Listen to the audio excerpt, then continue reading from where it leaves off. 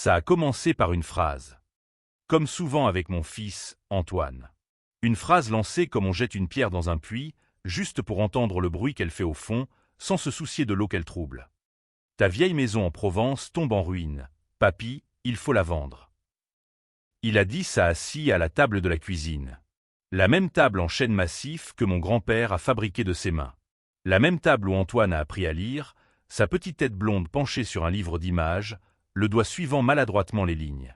Sylvie, sa femme, hochait la tête en signe d'approbation, son regard balayant la pièce avec un air de dégoût à peine voilé.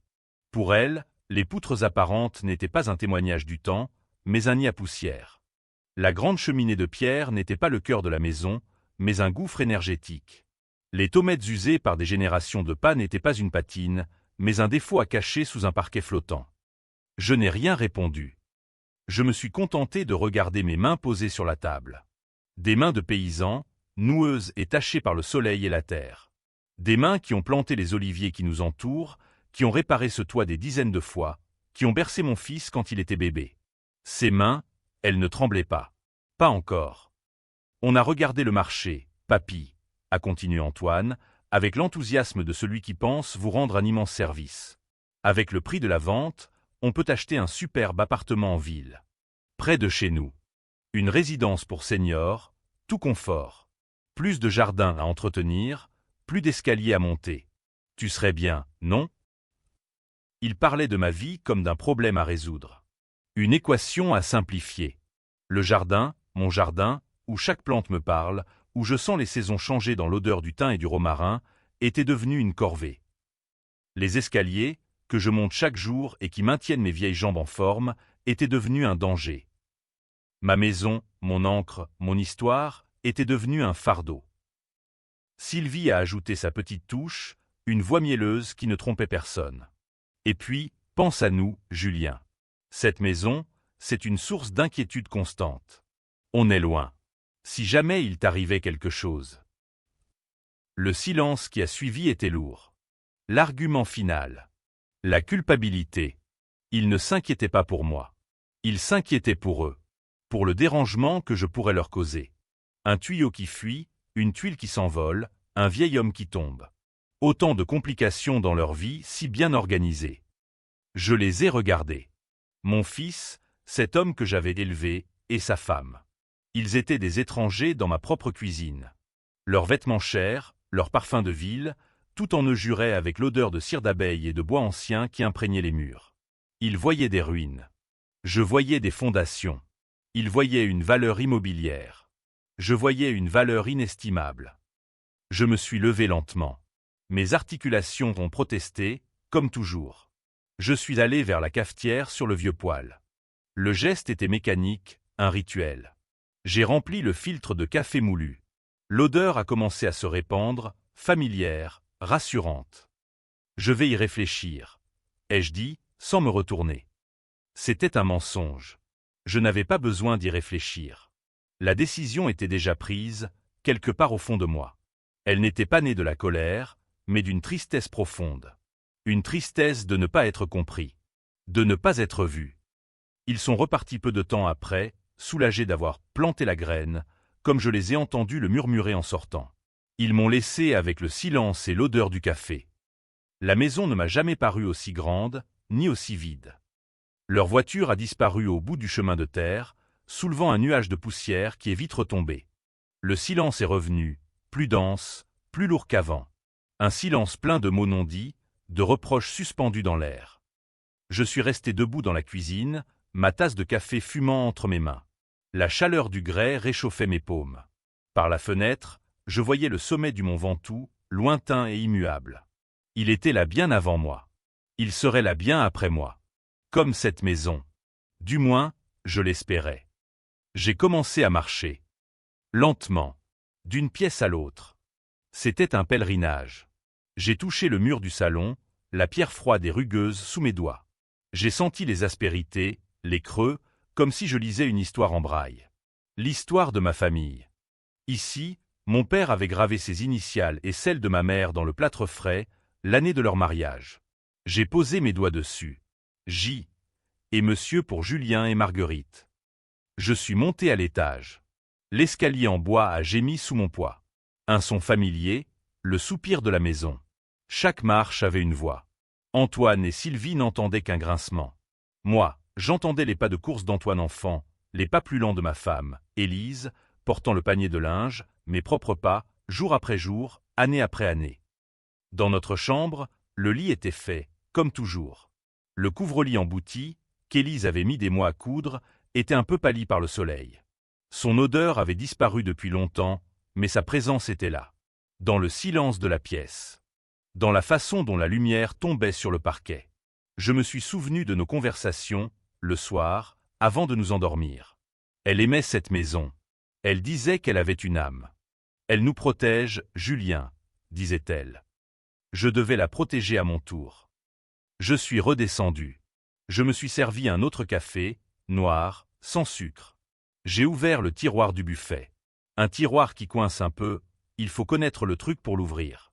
À l'intérieur, il y avait de vieilles photos, des lettres, les carnets de compte de mon père, tenus d'une écriture serrée et appliquée. Et il y avait les titres de propriété. Des parchemins jaunis, datant de l'arrière-grand-père de mon grand-père. Le nom de ma famille, répété encore et encore. Nous n'étions pas propriétaires de cette terre. Nous en étions les gardiens. Chaque génération passant le relais à la suivante. Antoine ne voulait pas du relais. Il voulait le vendre. La clarté est venue d'un coup. Ce n'était pas une explosion de colère. C'était un alignement. Comme lorsque l'on ajuste les pierres d'un mur pour qu'ils soient parfaitement droits et solides.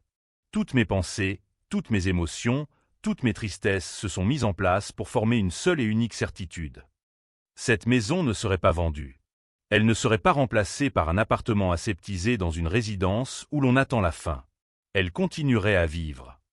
J'ai pris une feuille de papier et un stylo.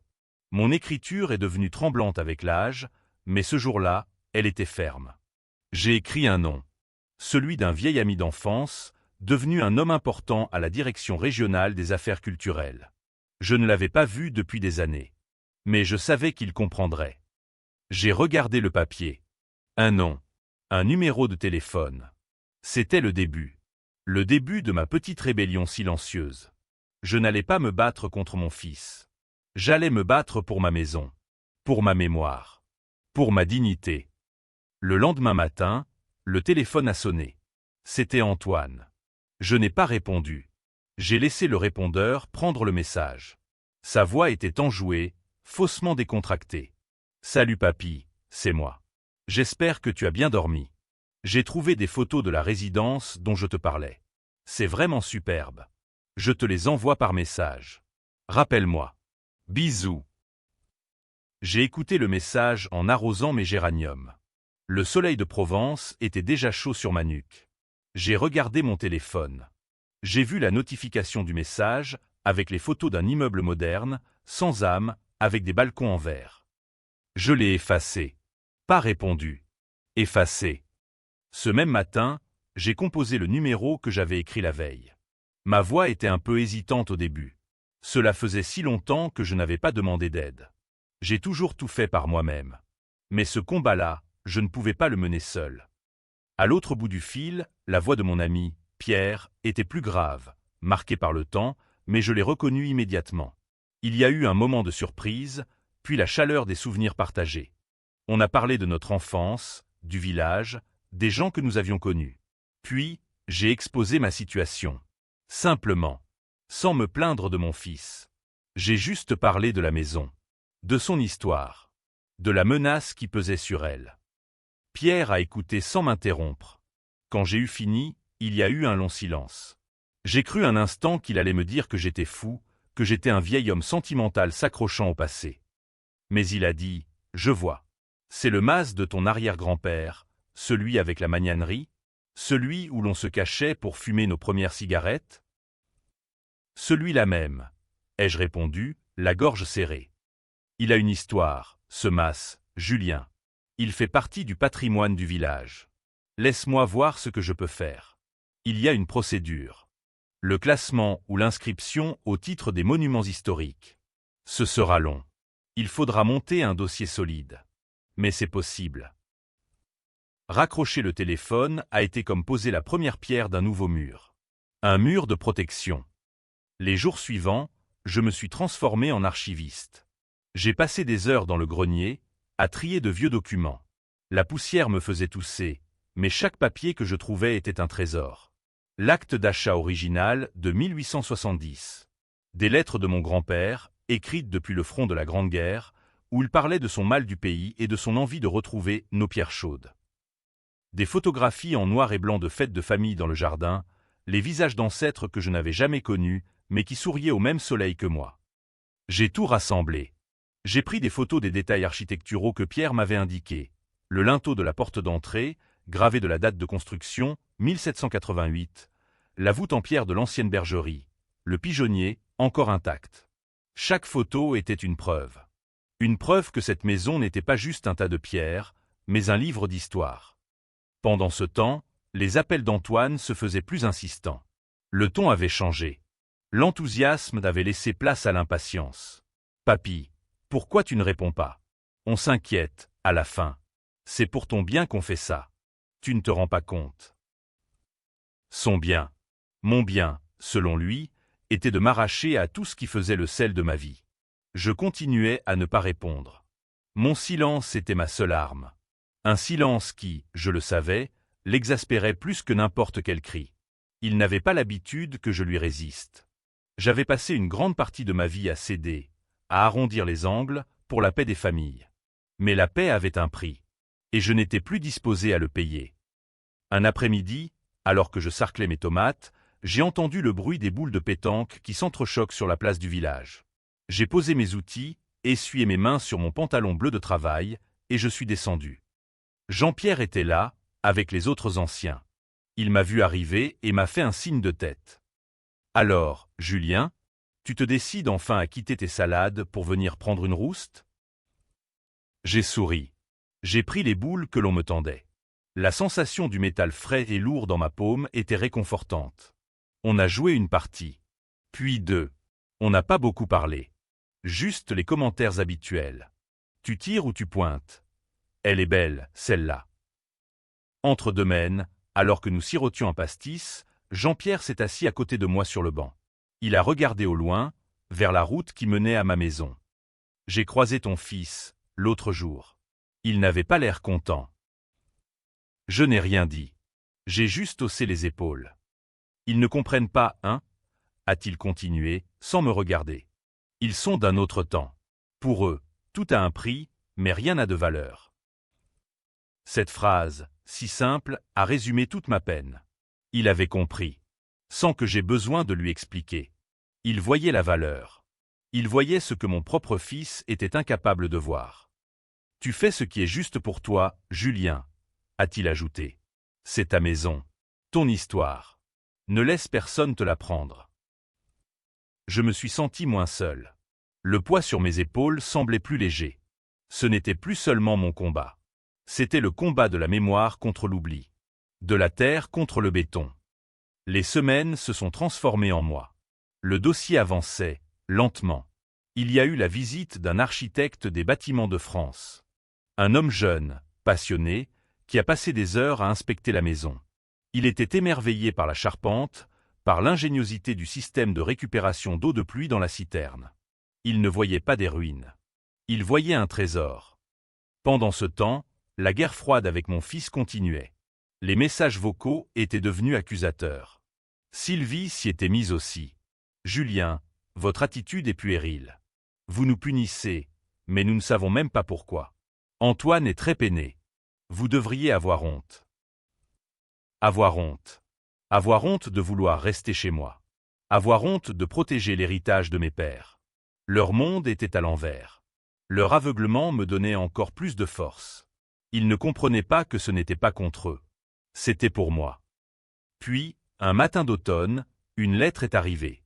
Une enveloppe officielle, avec un cachet de cire. Mes mains tremblaient, cette fois. Pas de peur. D'anticipation. Je l'ai ouverte avec le vieux coupe-papier en ivoire de mon père. J'ai lu les mots, le jargon administratif qui m'était étranger. Mais la conclusion était claire. La Commission régionale du patrimoine et de l'architecture a émis un avis favorable pour une inscription au titre des monuments historiques. J'ai relu la phrase. Plusieurs fois. Un sourire s'est dessiné sur mon visage. Un vrai sourire, le premier depuis des mois. J'avais réussi. La maison était sauvée. Elle n'était plus seulement à moi. Elle appartenait à l'histoire. Personne ne pourrait plus la démolir ou la défigurer. La confrontation finale est arrivée 2 semaines plus tard. Je ne m'y attendais pas. Ils n'ont pas prévenu. Une grosse voiture allemande s'est garée brutalement devant la maison. Antoine et Sylvie en sont sortis. Leur visage était fermé, dur. Antoine tenait un papier à la main. Une copie de l'avis que j'avais reçu. Il l'a agité sous mon nez. « C'est quoi, ça? Tu peux nous expliquer ?» On l'apprend par un notaire. Un notaire. Je suis resté calme. Je les ai regardés, debout sur le seuil de ma porte, comme pour la protéger de leur fureur. C'est exactement ce que c'est écrit, ai-je dit d'une voix égale. La maison est classée. Classée, a crié Sylvie. Mais elle tombe en ruine. Ça ne veut rien dire. Tu ne pourras plus rien vendre. Tu nous as déshérités. Le mot était lâché. Déshérité. C'était donc ça. Uniquement ça. L'argent. Pas mon bien-être. Pas ma vie. L'héritage. Je ne vous ai rien pris, ai-je répondu. Je n'ai fait que protéger ce qui ne vous a jamais intéressé. Comment as-tu pu nous faire ça? A repris Antoine, sa voix brisée par une colère que je ne lui connaissais pas. Sans nous en parler? C'est ma maison aussi. Non, ai-je dit, et pour la première fois, ma voix s'est élevée, non de colère, mais d'une certitude de roc. Elle ne l'a jamais été pour toi. Pour toi, c'était un problème. Un fardeau. Une somme sur un compte en banque. Tu n'as jamais regardé ses murs. Tu n'as jamais écouté son silence. Tu n'as jamais senti son âme. Je me suis retourné et j'ai pris la petite plaque de laiton que j'avais reçue. Je ne l'avais pas encore fixée. Je la leur ai montrée. Masse familiale, inscrit au titre des monuments historiques. Maintenant, ai-je dit, elle appartient à tout le monde. Son histoire sera partagée. Elle ne finira pas en décombres pour construire une villa avec piscine. Il me regardait, bouche bée. Il ne me reconnaissait plus. Le vieux père docile et silencieux avait disparu. À sa place se tenait un gardien. Je n'ai pas ajouté un mot. Je n'avais plus rien à leur dire. Je leur ai tourné le dos, je suis rentré dans ma maison, et j'ai doucement fermé la porte. Je ne l'ai pas claquée. J'ai juste mis un terme à la conversation. De l'autre côté, j'ai entendu leur voix confuse, puis le bruit de leur voiture qui repartait, cette fois avec la rage d'une défaite.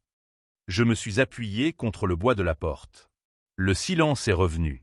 Mais cette fois, c'était un bon silence. Un silence de paix, de victoire tranquille. La vie a repris son cours, mais elle n'était plus la même. Un nouveau rythme s'est installé. Un panneau a été placé au début de mon chemin. Une petite société locale, spécialisée dans le tourisme patrimonial, m'a contacté. Ensemble, nous avons organisé des visites. 2 après-midi par semaine. Pas plus. Je n'étais pas un guide. J'étais un passeur de mémoire. Les gens venaient, des petits groupes de curieux, d'amoureux des vieilles pierres. Je ne leur faisais pas un discours appris par cœur. Je leur racontais des histoires. Ici, dans la cuisine, c'est la table où ma mère pétrissait le pain. Vous voyez les marques dans le bois? C'est le couteau qui a dérapé. Là, dans la cheminée, mon père cachait de l'argent pendant la guerre. Et cette grande pièce, c'était la magnanerie. On y élevait des vers à soie. L'odeur des feuilles de mûrier était entêtante. Les gens écoutaient. Ils posaient des questions. Ils touchaient les murs avec respect. Ils ne voyaient pas des ruines. Ils voyaient ce que je voyais. Une vie. Des vies. J'ai recommencé à vivre. Je n'étais plus seulement le vieil homme qui attendait la fin. J'avais un but. Entretenir la maison pour les visiteurs. Entretenir le jardin pour qu'il soit beau. Partager mon histoire. Un jour, une jeune femme du groupe m'a dit « Votre maison est magnifique. Elle a une âme. Vous avez de la chance de vivre ici. » J'ai souri. C'est elle qui a de la chance que je vive encore ici. Je n'ai plus eu de nouvelles d'Antoine ni de Sylvie. Pas un appel. Pas une lettre. Je sais qu'ils sont fâchés.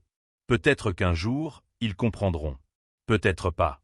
La porte n'est pas verrouillée, mais ce n'est plus à moi de la pousser. Parfois, le soir, je m'assois sur le banc de pierre devant la maison. Le même banc où mon grand-père s'asseyait pour fumer sa pipe. L'air du soir est doux, parfumé de lavande. Les criquets chantent leur chanson éternelle.